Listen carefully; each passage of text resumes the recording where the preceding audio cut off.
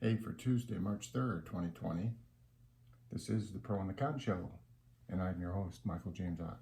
Welcome to the show. So, the purpose of the show, encourage us all to be better citizens, right? So that's listening, at least listening to opposing views.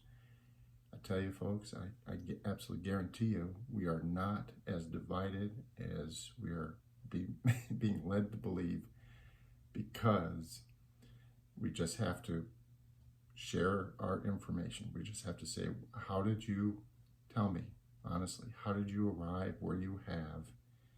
Let me share with you how I've arrived where I am at. And then together, given that new understanding, that new level playing field, let's talk about the issues and not how we can hate each other and throw stones, okay? Now, a lot of times during the show, I encourage people to focus on the facts, right? The who, the what, the where, and the when. Right now, this show, I just want to focus on a couple of things. So the Democratic primaries, the Super Tuesday, they just happened, and Mr. Biden made a huge comeback compared to what he's done in the past. So suddenly, the Democratic voters, beyond the first four primaries, so now on Super Tuesday, they have flocked to his side. And in the interim, what is going on? Well, we've had a few days now where the coronavirus has been center stage on the world stage, and is spreading. And there's a lot of uncertainty and doubt about that, okay? And that's roiling the stock market and causing people to buy out things like hand cleaner and toilet paper in the grocery stores. So there's a lot of anxiety at the moment. Also, all of the major moderate contenders in the Democratic Party all dropped out, basically all at the same time. So Tom Steyer and Amy Klobuchar and Pete Buttigieg, they all dropped, and they basically immediately threw their support behind Mr. Biden. And why is that?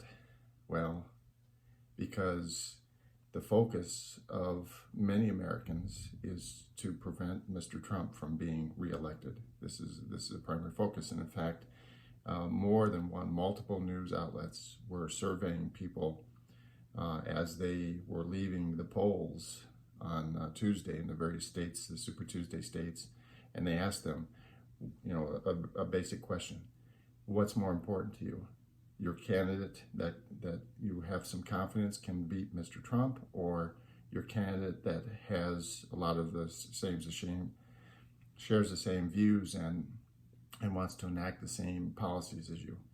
And it was a huge differential. It's like 2-1. So 2/3 of the people they were surveying said, we are focused on making sure that we can defeat Mr. Trump. This is the most important thing. So the combination of the uncertainty around the coronavirus and the fact that a lot of the moderate Democrats that were in opposition to Mr. Biden dropped out and threw their support to him, and then this general concern, feeling, desire by the public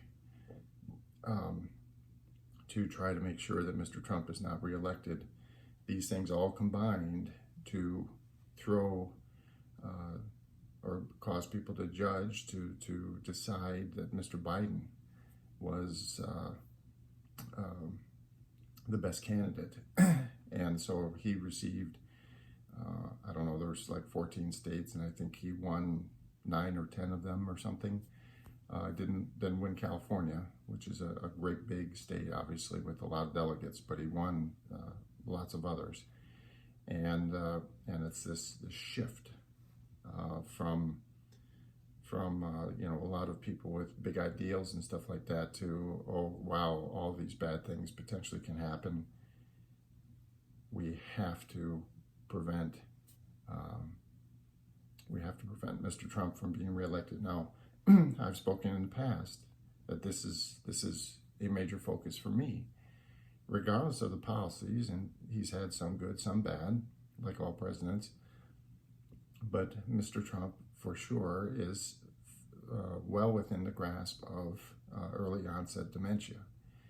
And so if you have to, as in Mr. Trump's terms, if you have to select between sleepy Joe Biden or demented Donald Trump,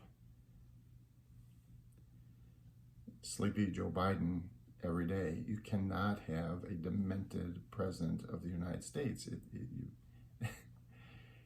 This is a singular place, and at least in the current construct. And believe me, I know I was in the military in the command structure for nuclear weapons.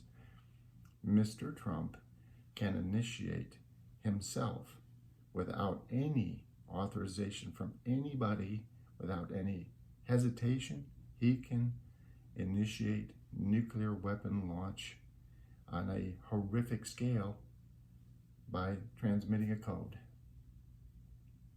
You cannot have a demented person with that kind of power. Okay? So, what's going to happen going forward? I think, those are facts. So, some opinion. I think the stock market is going to continue to be very chaotic, and so it's projected to go up some today. It's been mostly down over the last several sessions, although it spikes up, but I think the general downward trend is going to continue because of the uncertainty around the coronavirus. So let's talk about the coronavirus just briefly here and why it potentially is so bad. So the death rate relative to regular influenza is much, much higher. It can be, depending on where it is in the world and how good the healthcare system is, where it breaks out, it can be like 20 times more deadly than regular influenza. Seems to be averaging out to be maybe 4 times more deadly than regular influenza. But the problem is that it is one of these viruses where the effects, the symptoms can be delayed up to 5 days. So you can be infected and you can have this virus and you can be transmitting it to other people and not even know that you're doing it because you don't even have symptoms. And then after 4 or 5 days, suddenly you come down with kind of this moderate to severe flu, depending on you as an individual and your resistance to this virus. And so you think about people traveling around the world totally unknowing that they have this, and talking, touching,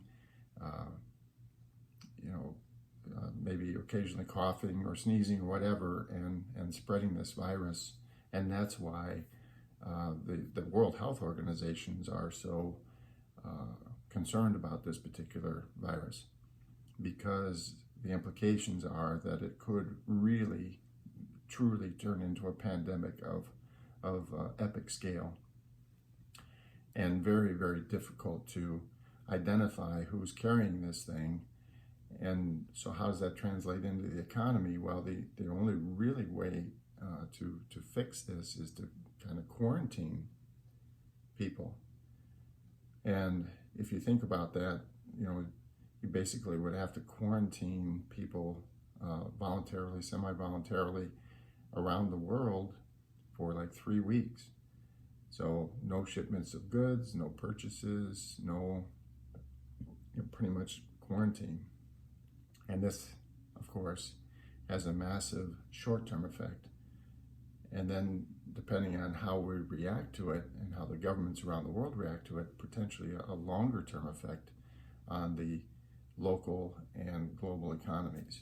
And that's why that stock market has gone down so much. And yeah, every once in a while it pops, a particular day it'll pop up some, but it continues mostly in a downward trend because of this uncertainty. Just how much are we going to have to do as a species to contain this, so that only 10,000 people or 100,000 people die as opposed to millions and millions if we just let it rage uncontrolled and uncontested. So, by the way, this is one of the good cases where the internet, I'm speaking to you almost certainly now over the internet, one of the cases where the internet has a very positive effect. This information, despite the fact that there are some places, some people that are denying that this is a big deal and important, but the vast majority of people that are in the know, knowledgeable about this, understand that this could be a serious issue, and we're treating it as such, and the information is out there for you and me. Thank God for that. Because you can just imagine if we didn't have the internet at all at this point and the coronavirus had started and we were flying around the country or around the world, I guarantee you the coronavirus would be running rampant in our cities and towns all around, not just the United States of America, but all around the world. Okay, so for Tuesday, March 3rd, 2020, this is the Pro and Con Show. I'm your host, Michael James Ott. Thanks for watching. Until the next show, bye for now.